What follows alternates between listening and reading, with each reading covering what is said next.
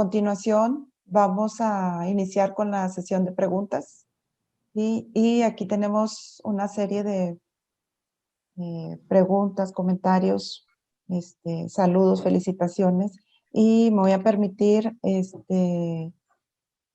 hacer la primera pregunta para Marta Cruz, ¿sí? Marta, te pregunta Ronald Rodríguez, ¿sí? ¿Cuál es la diferencia de los métodos de intercropping y sprinkle? Sí, la diferencia del método de intercultivo versus la aspersión es que el intercultivo es un método muy valioso porque es cuando se siembran dos plantas distintas, por ejemplo, en este caso, pues café, y al lado le sembramos el orégano para que de alguna manera, ¿verdad? Para que favorablemente compartan, sea para beneficio de ambas, algunos nutrientes. Por ejemplo, hay plantas que, por ejemplo, el gandul se conoce porque es excelente fijador de nitrógeno, y se planta cerca de otros cultivos para que entonces tengan esa relación simbiótica o favorable. En este caso, pues como le comenté, pues, utilizamos entonces el orégano a ver si de alguna manera podía absorber el componente activo del orégano y en vez de foliar, que es la aspersión y te lo explico más adelante, entonces ahí estamos apostando a un insecticida sistémico, que es que la planta lo absorba. Folia, la aspersión es la manera tradicional de fumigar, que es a nivel foliar, ¿verdad? Que se asperja con una bomba de aspersión y entonces es más superficial y entonces está más expuesto a las condiciones climáticas y entonces por eso es que estamos estudiando ambas posibilidades, a ver cuál es más efectiva. Vamos a continuar con una segunda pregunta para Fredes. Esta pregunta la realiza Fátima Gandarilla y ella te pregunta si has realizado un trabajo similar con otros cítricos de importancia económica como limón, toronja, etcétera. Y también te pregunta si has pensado realizar estudios de metabolómica. Sí.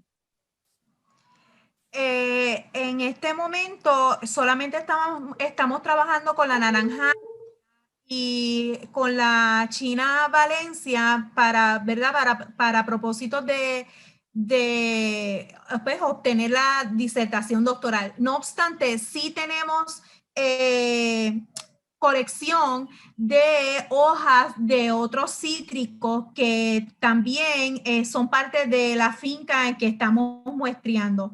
Respecto a los trabajos de genómica, pues sí sería una posibilidad en un futuro trabajar con genómica.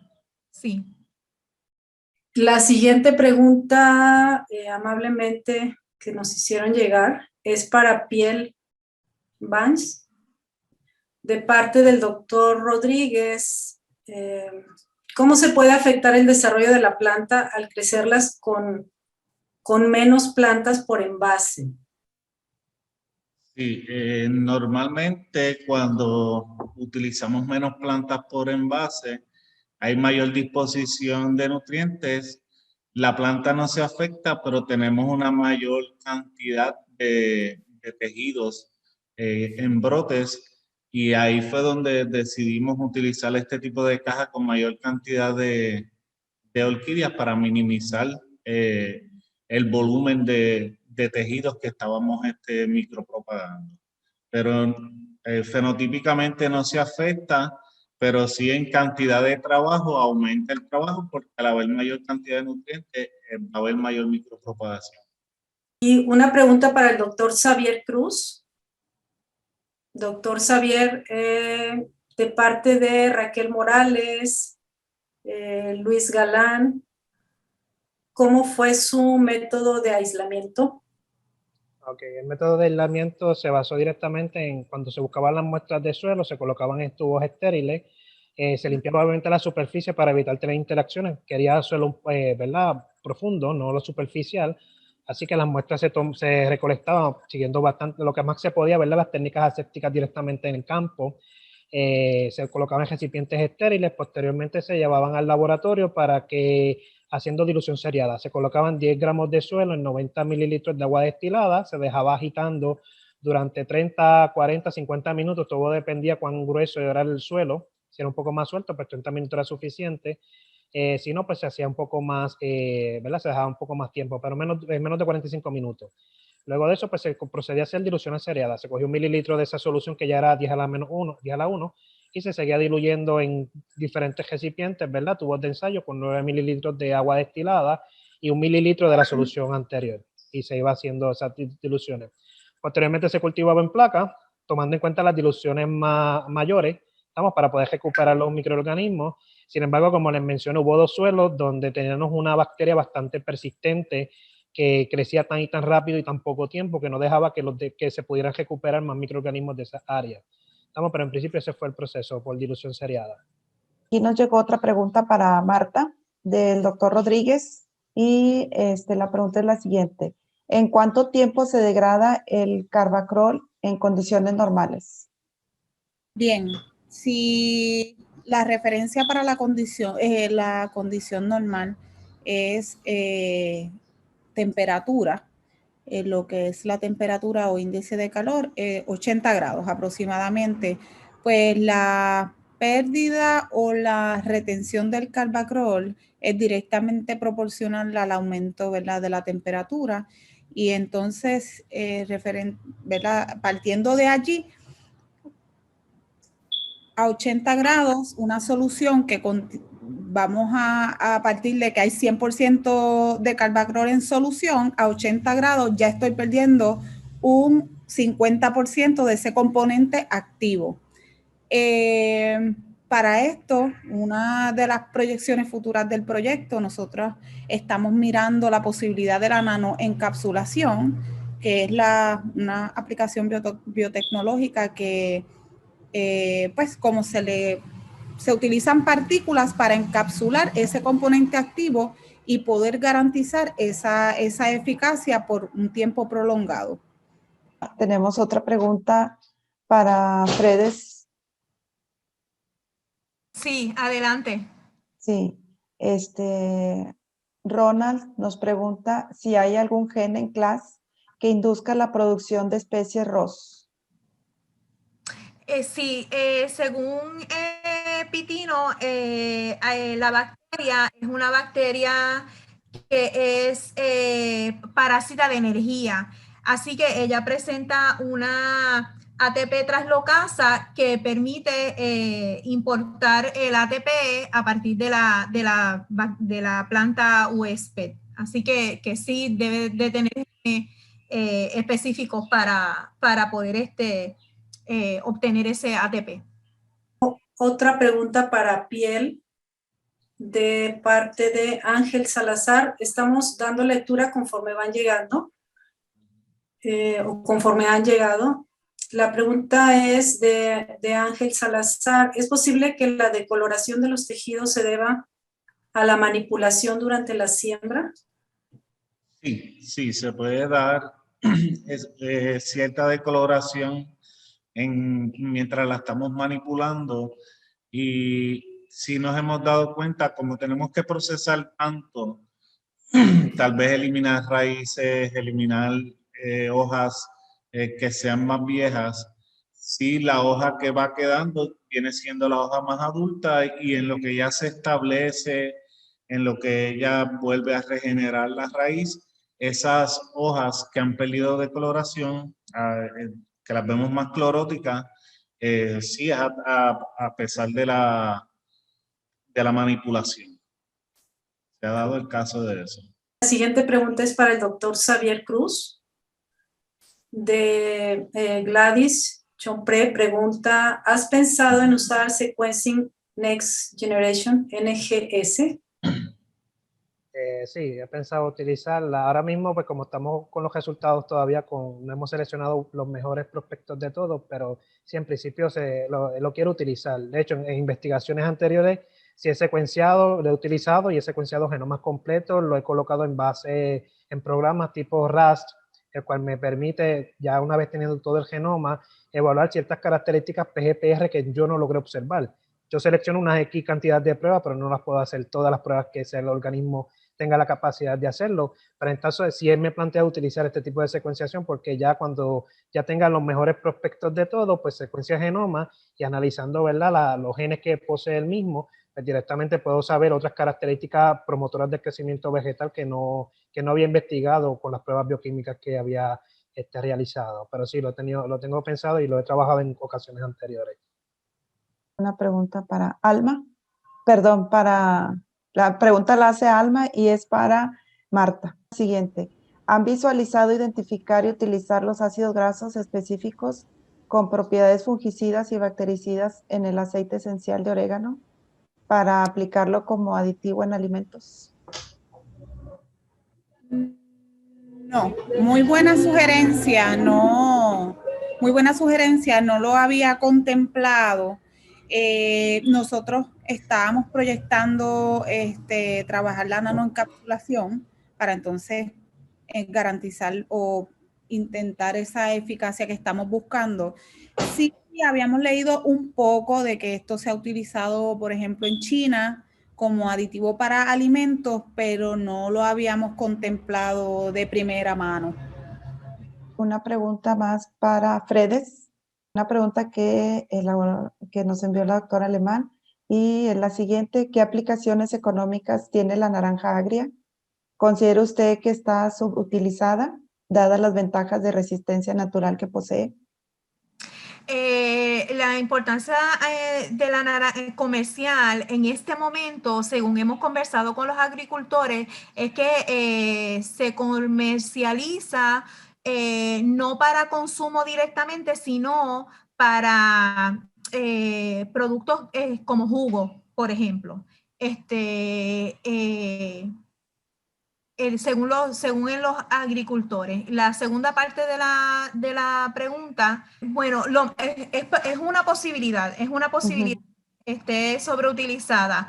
La realidad es que, según los agricultores nos han comentado, no tienen muchos árboles de naranja agria, y solamente la utilizan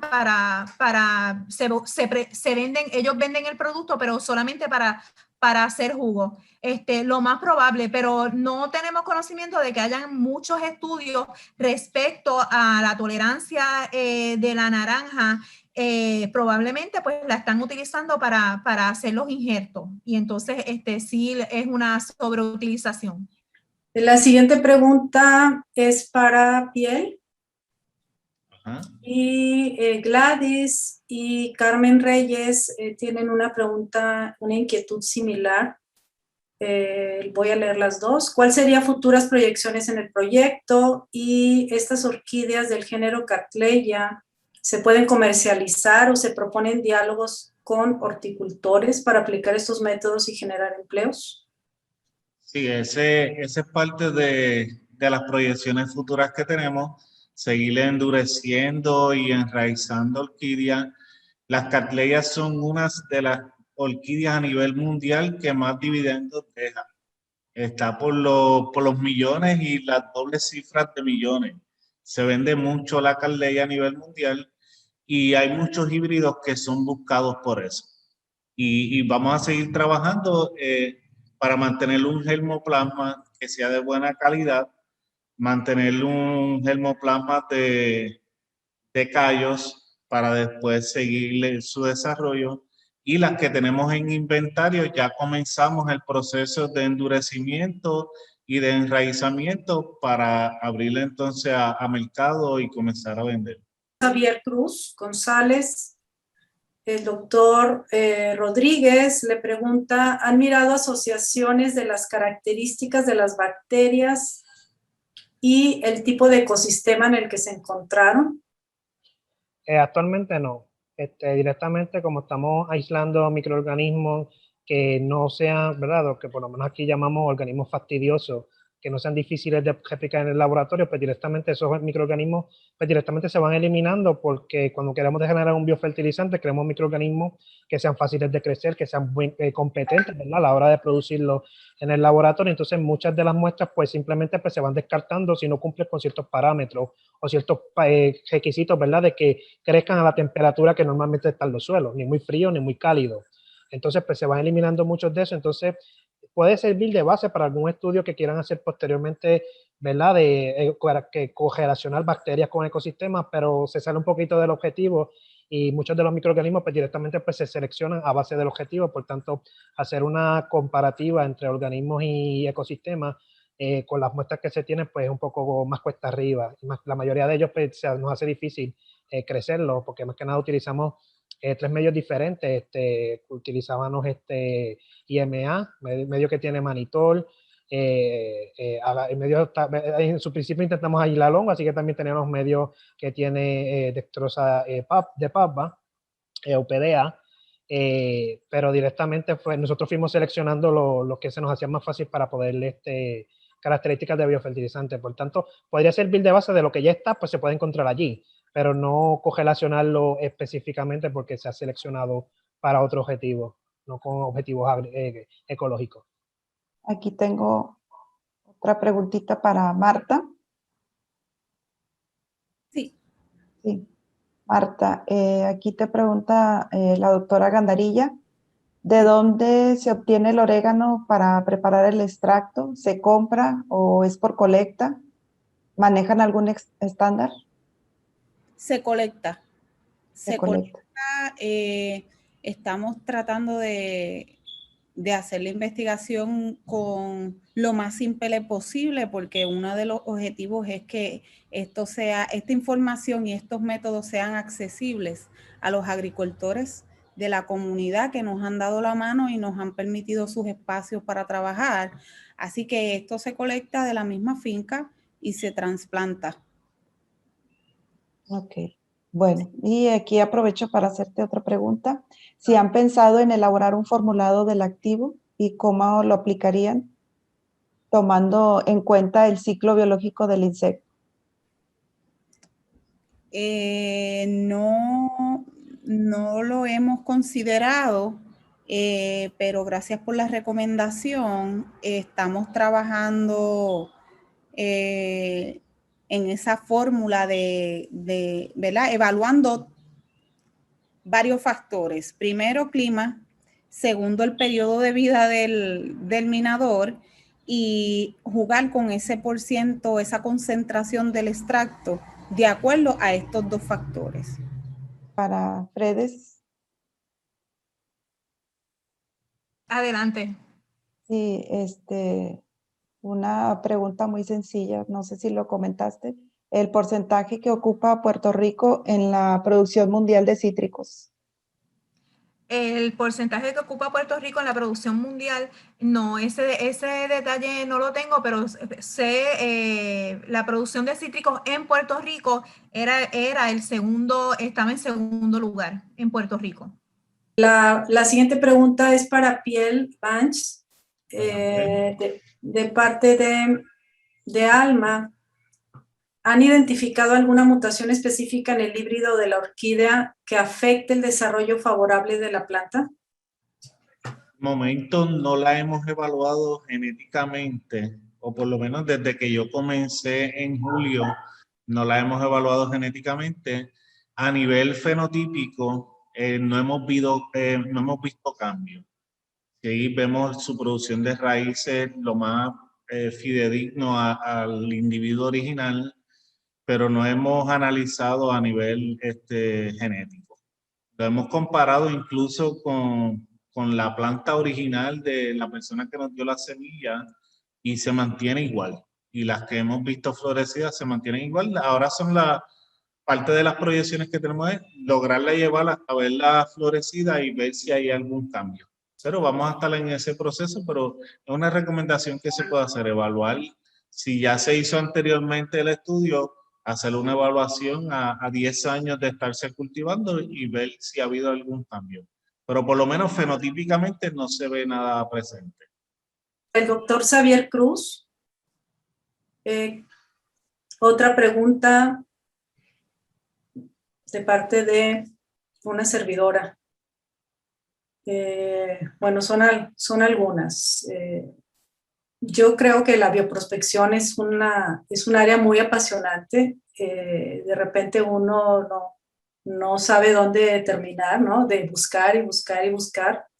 Ustedes, una vez que encuentran la cepa que produce polisacáridos o ácido indolacético o algún metabolito de importancia, algo habló hace un momento de eso. ¿Qué criterios consideran para seleccionar una y seguirle invirtiendo investigación?